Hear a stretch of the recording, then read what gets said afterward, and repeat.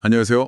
오늘 우리가 함께 파헤쳐 볼 자료는 소프트웨어 관리 분야의 살아있는 전설, 제럴드 와인버그, 제럴드 J. 와인버그의 역작, 퀄리티 소프트웨어 매니지먼트, 줄여서 QSM입니다. 네, 이 책이 종이책으로는 총 4권, 전자책으로는 9권이나 되는 아주 방대한 시리즈죠. 맞습니다. 오늘 우리가 집중할 부분은 그중에서도 제4권 3부 3장, 바로 Terminating Projects Properly, 프로젝트를 올바르게 종료하기입니다. 제목부터가 심상치 않죠. 정말요. 보통은 어떻게 하면 프로젝트를 성공시킬까, 어떻게 시작할까 이런 얘기만 하잖아요. 그렇죠. 그런데 종료, 그것도 올바르게 종료하는 법이라니. 이건 뭔가 우리가 놓치고 있던 핵심을 찌르는 것 같아요. 네. 시작부터 아주 도발적인 주제를 던지는 셈입니다. 와인버그는 이 챕터에서 단언해요. 위대한 관리자의 진짜 역량은 뭘 시작해야 할지 아는 게 아니라 뭘 끝내야 할지 아는 능력에서 나온다. 바로 그겁니다. 사실 우리 모두 경험적으로 알고 있지 않습니까? 프로젝트 실패 그 자체보다 이미 실패하고 있는 프로젝트를 붙들고 줄질 끌다가 조직 전체를 병들게 만드는 것. 그게 진짜 재앙이죠. 네. 오늘 이 주제 아주 깊숙이 들어가 보겠습니다. 좋습니다. 이 자료를 통해 혹시 당신의 팀이나 조직이 끝나지 않는 프로젝트라는 좀비에 물려서 서서히 감염되고 있지는 않은지 그 증상과 처방을 함께 진단해 보시죠. 책 시작부터 아주 충격적인 차트가 하나 나오는데요. 그 슬립 차트 말씀이시죠? 네, 맞아요. B사라는 가상의 회사를 예로 드는데 프로젝트 완료 예정일이 시간이 흐를수록 계속 뒤로 밀리는 걸 보여줘요. 그렇죠. 마치 내가 뛸 때마다 결승선이 저만치 뒤로 도망가는 달리기 경주 같아요. 와, 비유가 정말 끔찍하네요. 더 끔찍한 건 이 회사의 연간 개발 예산 중에 무려 43%가 바로 이런 끝나지 않는 프로젝트에 빨려 들어가고 있었다는 사실이에요. 43%라니 거의 절반이잖아요. 안타깝게도 아주 현실적인 수치입니다. 그리고 많은 조직이 아마 저 수치를 제대로 측정조차 못하고 있을 가능성이 높아요. 와인버그는 여기서 아주 중요한 통찰을 제시합니다. 이게 단순히 일정이 조금 지연되는 문제가 아니라는 거예요. 그럼 뭐죠? 이건 프로젝트 관리, 특히 테스팅이라는 활동에 대한 조직의 근본적인 오해와 착각에서 비롯된 필연적인 결과라는 거죠. 테스팅에 대한 오해요? 보통 프로젝트 막바지에 일정이 밀리면 테스트팀이 너무 깐깐해서 그렇다. 버그가 너무 많이 나온다. 이렇게들 생각하잖아요. 그렇죠. 다들 그렇게 생각하죠. 그런데 그게 완전히 잘못 짚은 거라는 겁니다. 그래요? 와인버그의 비유에 따르면 테스팅팀은 그냥 아직 음식이 조리되지 않았습니다라고 알려주는 웨이터일 뿐이에요. 진짜 문제는 주방에서 계속 무언가를 만들고 있는 개발자들이죠. 즉, 개발 단계가 끝났다고 선언된 이후에도 테스팅이나 버그 수정이라는 이름 아래에서 사실상의 개발 작업이 계속되고 있었다는 거군요. 맞습니다. 진짜 자원은 바로 거기서 소모되고 있었던 겁니다. 이제야 그림이 명확해지네요. 테스팅이라는 간판만 걸어놓고 실제로는 계속 코드를 짜고 있었다는 거군요. 네, 그러고 보니 와인버그는 우리가 테스팅이라는 단어를 너무 모호하게 쓴다고 지적해요. 두 가지 다른 의미로 막 뒤섞어 쓴다고요. 바로 프로세스 테스팅과 프로덕트 테스팅, 이 두 가지를 구분해야 한다는 거죠. 네, 그 두 가지요. 바로 그 지점이 이 챕터의 첫 번째 핵심입니다. 프로덕트 테스팅은 우리가 흔히 아는 테스트예요. 이 제품에 결함이 있는가? 이 버튼 누르면 다운되나? 뭐 이런 거요. 네, 제품 자체의 상태를 점검하는 활동이죠. 반면에 프로세스 테스팅은 한 차원 높은 질문을 던집니다. 어떤 질문이죠? 우리가 지금 프로세스상 어디에 위치해 있는가? 그리고 더 나아가서 이 프로젝트를 계속 진행해야 하는가? 아니면 여기서 멈춰야 하는가? 같은. 관리적인 결정을 내리기 위한 테스트군요. 정확합니다. 그러니까 버그 50개를 찾았습니다 라고 보고하는 게 프로덕트 테스팅이라면 그 보고서를 받아들고 이 속도로는 출시일까지 남은 500개 버그를 절대 못 잡겠는데 이 프로젝트 계획을 다시 짜거나 중단해야 하나? 이렇게 고민하는 게 프로세스 테스팅이군요. 와, 완벽한 이해입니다. 프로덕트 테스팅을 통해 얻은 데이터는 프로세스 테스팅, 즉 의사결정의 근거가 되어야 하는 거죠. 그런데 많은 조직이 이 둘을 구분하지 못하고 그냥 프로덕트 테스팅만 반복하면서 결정을 미루는 겁니다. 여기서 와인버그가 컴퓨터 과학의 거장 에취허르 다익스트라의 유명한 말을 인용하잖아요. 네, 테스트는 결함의 존재를 드러낼 수는 있지만 결함의 부재를 증명할 수는 없다. 결함이 안 나온다고 해서 끝낼 수 있는 게 아니라는 뜻입니다. 정말 뼈를 때리는 말이네요. 그럼 우리 프로젝트가 이 중요한 프로세스 테스팅을 회피하고 결함을 드러내기보다는 어떻게든 숨기려 하고 있다는 위험 신호 같은 게 있을까요? 물론 있습니다. 책에서는 아주 구체적인 말들을 예로 들어요. 이런 말들이 사무실에서 들리기 시작하면 아주 심각하게 받아들여야 합니다. 어떤 말들이죠? 이거 정말 어느 회사에서나 한 번쯤 들어봤을 것 같은데요. 빡빡한 일정 때문에 동료 코드 검토, 코드 리뷰 할 시간이 없어요? 네, 그거요. 또 있죠. 테스트 계획 짤 시간이 어디 있습니까? 코딩하기도 바빠 죽겠는데. 정확합니다. 그리고 백미는 이거죠. 테스터들이 너무 비현실적이에요. 현실 세계가 어떻게 돌아가는지 좀 알면 우리도 제때 출시할 수 있을 텐데. 와, 이건 정말 개발팀의 만국 공용어 수준인데요. 그렇죠. 와인버그는 이걸 그냥 흔한 푸념이 아니라 조직이 결함을 발견하고 인정하는 건강한 프로세스를 거부하고 있다는 아주 강력한 위험 신호로 규정합니다. 듣고 보니 정말 아찔하네요. 테스팅이라는 이름 아래 실제로는 개발이 계속되는 상황. 와인버그는 이걸 해킹이라고 부르더라고요. 네. 그리고 많은 조직이 이런 혼돈의 과정을 아주 그럴듯한 다이어그램으로 포장하죠. 맞아요. 폭포스 모델, 워터폴 모델에 피드백 루프를 추가해서 빌드하고 결함을 찾아서 다시 수정한다는 순환 고리를 그려넣는 식으로요. 바로 그 다이어그램에 와인버그가 정말 무시무시한 이름을 붙이죠. 네. 몰락 모델, 다운폴 모델이라고요. 몰락 모델이요? 왜냐하면 그 그림이 관리자에게 우리는 통제 가능한 순환 과정 안에 있다는 거짓된 안정감을 주기 때문입니다.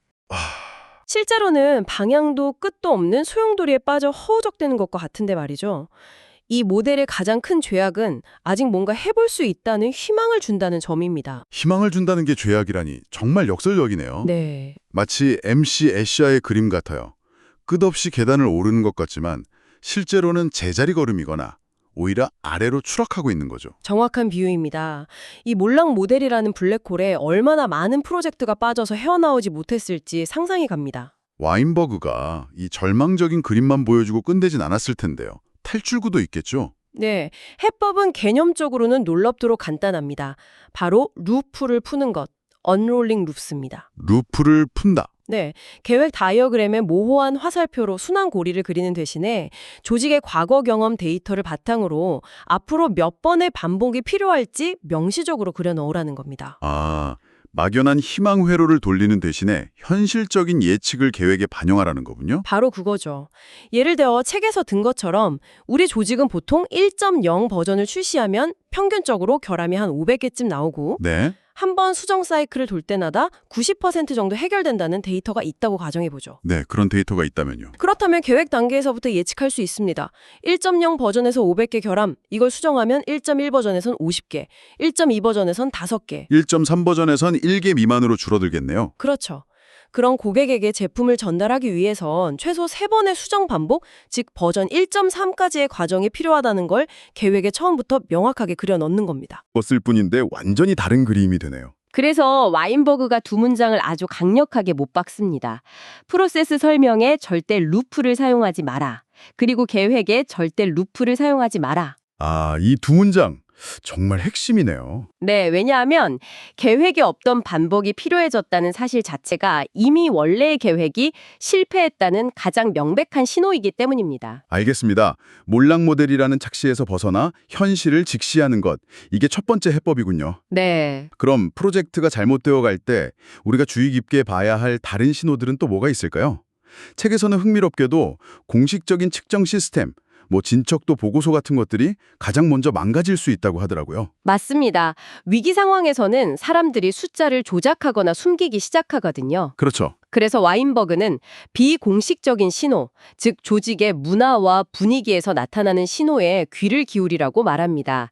그리고 그런 신호가 나타나면 일단 멈춰라 라고 아주 강하게 외치죠. 여기서 멈춤은 단순히 키보드에서 손을 떼라는 게 아니라 그렇죠.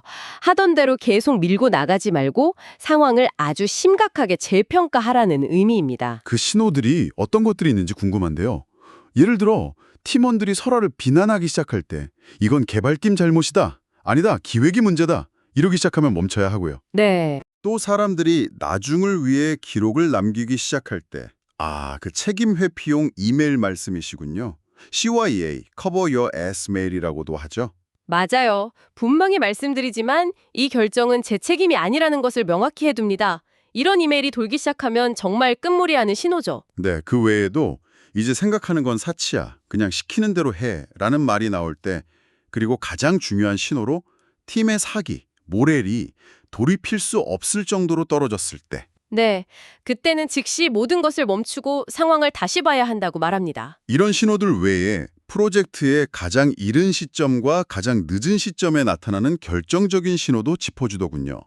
가장 이른 신호는 프로젝트 시작 단계에서부터 온다고요? 그렇습니다.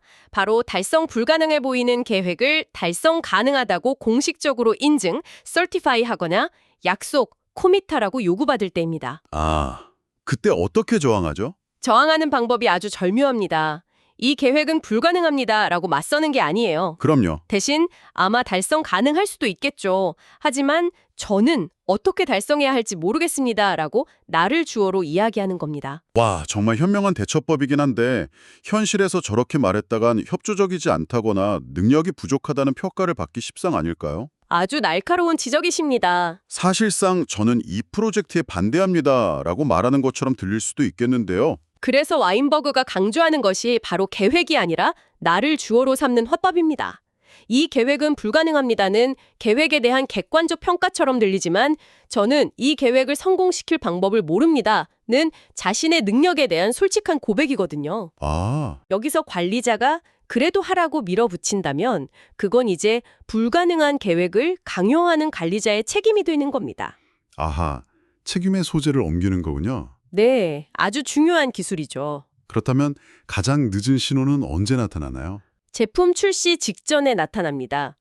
제품의 품질이 특정 수준에 도달해서가 아니라 사장님이나 VIP에게 보여주기로 한 시연 날짜가 코앞에 닥쳤을 때, 아, 그때 제품이 허용 가능한 수준이라고 인증하라는 압박을 받게 되죠. 이때도 대응법은 비슷한가요?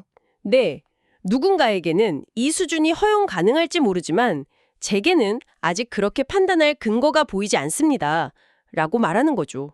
책임을 회피하는 게 아니라 전문가로서 자신의 기준과 판단 근거에 대해 솔직하게 이야기하는 겁니다. 결국 프로젝트 중간에 나타나는 가장 확실한 지표는 사기 저하, moral deterioration이라는 말로 귀결되는 것 같네요. 맞습니다. 이건 단순히 팀원들 기분이 안 좋다는 차원이 아니라 프로젝트의 성공 가능성에 대해 팀 전체가 내리는 총체적인 평가인 셈이니까요. 그렇죠.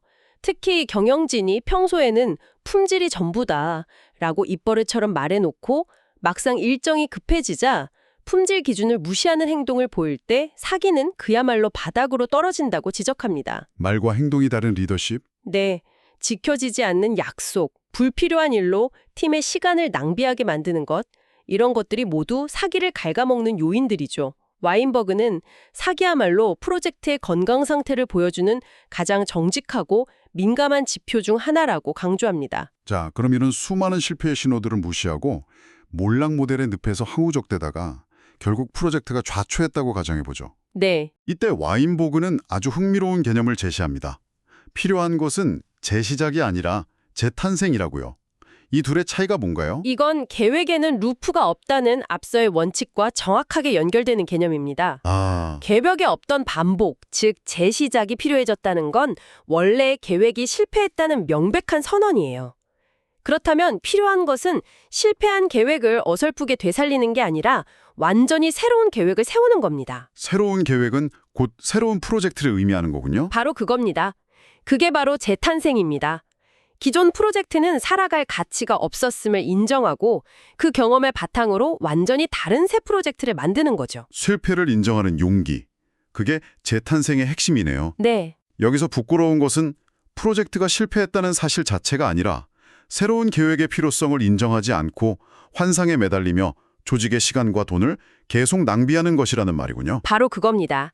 재탄생은 실패에 대한 낙인이 아니라 현실을 직시하고 더 나은 미래를 선택하는 용기 있는 결정인 셈이죠. 마지막으로 와인버그가 제시하는 비유가 정말 강력하고 오래 기억에 남습니다. 아, 그 임신과 유산 비유 말씀이시죠? 네, 자연에서 인간의 임신 중 약 30%가 유산되지만 대부분은 부모가 인지조차 못할 정도로 아주 초기에 일어난다고 합니다. 그렇죠. 그런데 소프트웨어 프로젝트의 실패율도 약 30%로 비슷한데 대부분은 너무 늦은 단계에서 조직에 막대한 손실을 입힌 뒤에야 중단된다는 거죠. 이 비유가 정말 많은 것을 생각하게 합니다. 실패율 자체를 0%로 만들려는 노력도 물론 중요하지만 그건 불가능에 가까워요. 네, 그보다도 현실적이고 현명한 전략은 어차피 실패할 운명인 프로젝트라면 최대한 빨리 그리고 가장 저렴하게 실패하도록 만드는 것이라는 통찰을 줍니다. 실패를 두려워해서 잘못된 프로젝트를 끝까지 붙들고 있는 리더십이야말로 조직을 병들게 하는 가장 큰 암적인 존재라는 겁니다. 오늘은 제럴드 와인버그의 책을 통해 프로젝트를 올바르게 종료하는 법에 대해 아주 깊이 들여다봤습니다. 관리자의 진정한 시험대는 실패하는 프로젝트를 제때 끝내는 능력에 있다는 점, 그리고 테스팅은 단순한 버그 찾기가 아니라 관리적 결정을 위한 정보를 얻는 과정이라는 점. 마지막으로 당신의 계획 속에 그려진 반복 루프가 사실은 몰락 모델이라는 착시일 수 있다는 점을 꼭 기억하시면 좋겠습니다. 마지막으로 오늘 나눈 내용을 바탕으로 당신이 스스로에게 던져볼 만한 질문 하나를 남기며 마무리하겠습니다. 책의 마지막 부분에 이런 질문이 나옵니다. 네, 팀의 사기가 바닥을 치고 프로젝트 실패의 증상들이 명백하게 나타날 때 그것은 그 프로젝트를 종료해야 한다는 신호일까요? 아니면 그 프로젝트의 관리자를 해고해야 한다는 신호일까요? 와, 당신의 조직이라면 이 날카로운 질문에 어떻게 답하시겠습니까?